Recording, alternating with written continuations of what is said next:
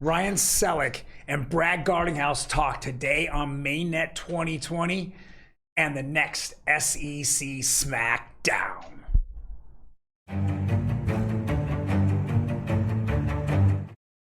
That article and several other articles, including Tether and their fight with a New York judge, and all about NFTs today. We're going to bring on our producer, Emmy, to go over them as well.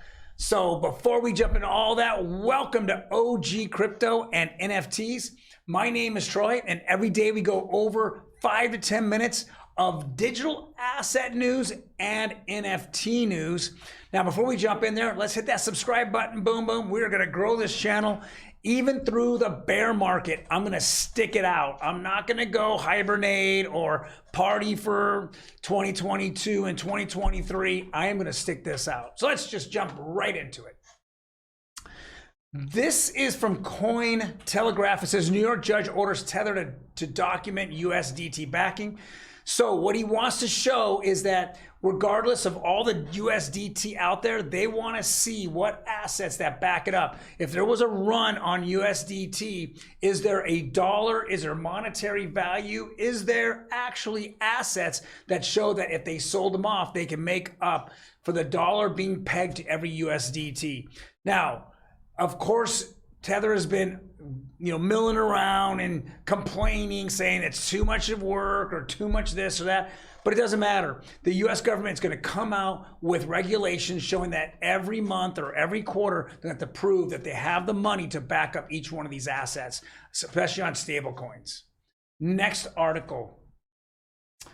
Carolyn Pham. This is on Carolyn Pham. She is the head of the CFTC, and she and her committee want to take over all the regulation in crypto. It's a commodities trade, the organization. And so they met with Brad Garlinghouse here at Ripple Labs in San Francisco. How crazy is this, man? I mean, you're talking about the SEC being all over the Ripple, saying that they're a security and that they broke security violations. The Ripple XRP token is a security. Yet Carolyn Pham shows up and she writes in her Twitter, the next stop on my learning tour was to visit Ripple Labs. Thanks, Brad Garlinghouse, XRP, crypto and blockchain. What a slap in the face, the SEC coming up and saying, oh, they're all securities. And then here comes Carolyn Pham saying, hey, let's go party. Let's go talk. Teach me about blockchain. Teach me about Ripple. Teach me about XRP. And that's what makes it pretty cool. We keep seeing this over and over. Now, if I move up in this article, let me go take a look up at the top. This article was from, Crypto News? It says, here's 3 reasons Ripple XRP price is set for enormous explosion. Now, a bunch of us feel that that's going to happen. Several reasons. One is that we're going to see adoption throughout the world on XRP. We're seeing it. They're growing exponentially and crazy right now out there outside of the United States. Number 2, obviously the SEC and their court battle with Ripple. Once that gets resolved, and it looks like we're beginning the end of it, and or if there's a settlement, because we know that the government will not hand over those dirty Hinman emails that probably implicate Hinman and other SEC commissioners, Jay Clayton, as well as all the violations that happened at the SEC that no one from the SEC actually got punished for. Millions of dollars were collected by SEC commissioners and this finance director, but nothing was said about it. Well, I shouldn't say that. It was said about it, but he just blew it off, even though he knew it was a violation of security acts or I should say SEC company acts. So who knows? But we want to see them. We want to see these 3 things, and any XRP holder is going to be excited because we're going to see this thing rip. Next article. NASDAQ joins BlackRock as TradFi defies the bear market and embraces crypto. This is just more adoption from bigger and bigger companies, and this is exchange. Bear market hasn't stopped TradFi to push into crypto as larger players continue to pile into the industry. I mean, literally BlackRock and I mean, all the major players have jumped into crypto. I should say, are beginning to jump into crypto. They're allowing all their clients to now to begin to purchase somewhere in the future. Now, we don't know in the future where that's going to be.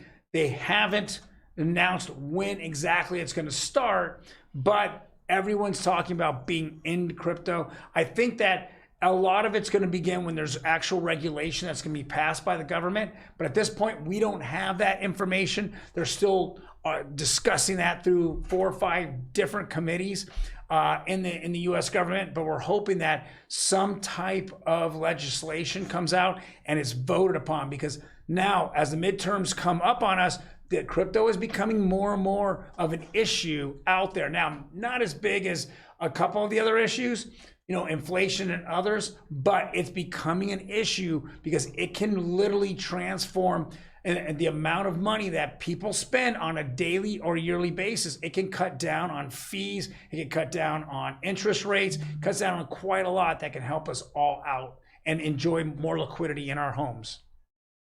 Next article, we're going to jump into NFT now. Let me bring on my producer, Emmy. Emmy, how you doing? I'm so glad you're back. And why are you happy I'm back? Because it's more fun when we get to do it together. And you're not fun by yourself? I'm kind of fun. You're kind of fun? Kind of fun. You're kind of fun? Yeah. Okay.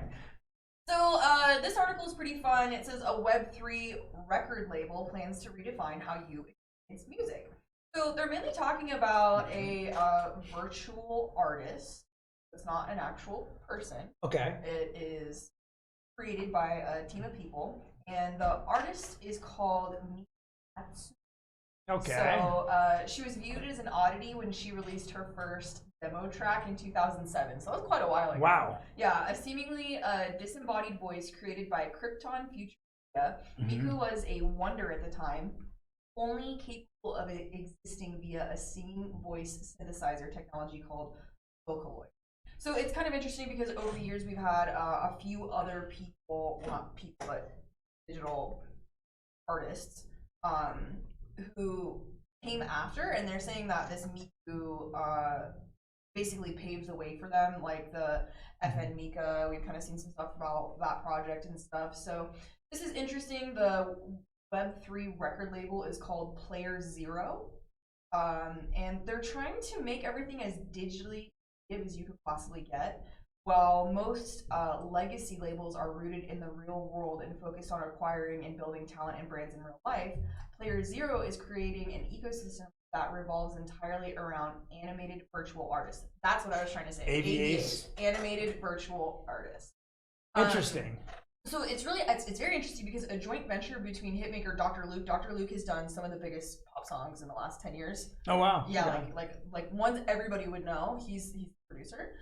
So he has been brought on with Web3 Collective Digital Arts and Science to help Player Zero develop a vast roster of AVAs.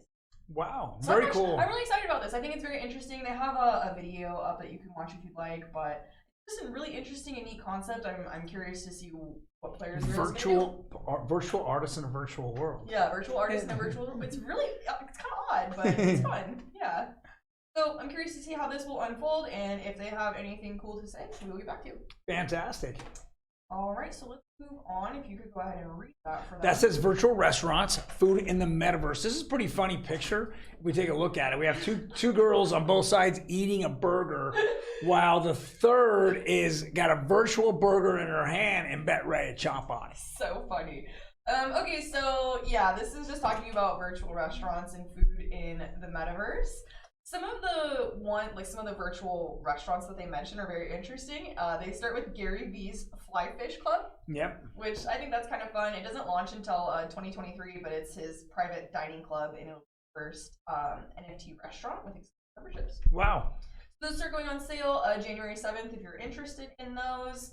I know you were stoked on this one, Troy, the Board Breakfast Club. So it says, using a novel strategy, the direct-to-consumer coffee subscription service the Board Breakfast Club offers is being launched with the use of custom NFTs. Owning one of the NFTs from their exclusive collection of 5,000 is a requirement to gain access to the coffee shop Oh my gosh. I know. We've seen so many interesting Bored Ape food, drink, product things lately, which is interesting. And then McDonald's virtual land grab, Burger King, Airbread. So other bigger like restaurants are jumping in, but I like these like unique concepts. I think they're very fun. Yeah. Well, I mean, I think that it's all being talked about now, but give it a year or two and you'll actually see, okay, I can walk into a virtual restaurant, order, and then like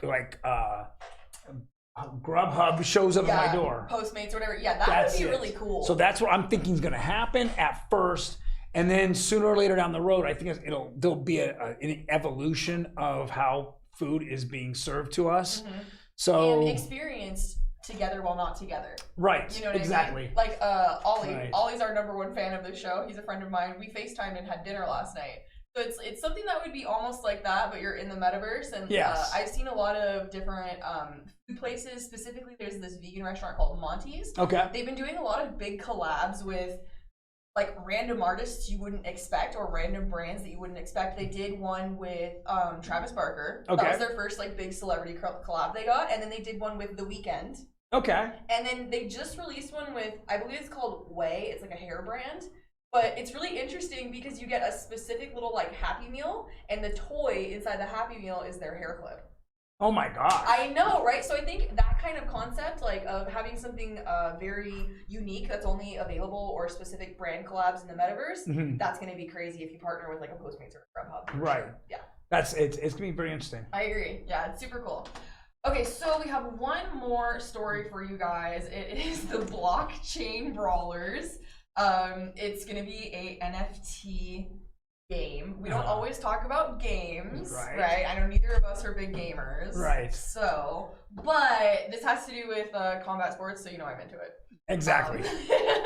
I think this is very interesting because they're really trying to push the whole play to own, not play to earn. Right. So the way that they've like structured, if the players are making money, they are making money, which I think is really interesting. But so yeah, it's a lot about the play to own type of gig. But what I thought was interesting, so it's a player versus player card combat wrestling game. So you can purchase different cards of those wrestlers, and then you use that card to play in this game. Okay. So is the cards, does it have like unique fighting abilities, or? I don't think it's mentioned much about the cards utilitarian when it comes to the actual game, like what they do. They're kind of like just giving you the gist of what it's going to be like and starting to test it because it's not available yet. Got it. So it seems like they're still developing it, but it's a really cool concept. And I like this guy.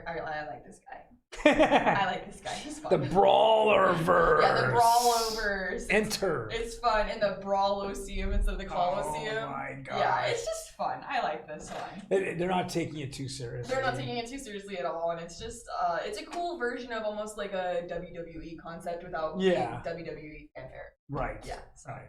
Very cool. I think this one's very neat. Well, thank you guys very much for joining us today. We will be back tomorrow again with another video. In fact, the rest of this week. You guys have a great, fantastic day, and we'll see you tomorrow. Bye.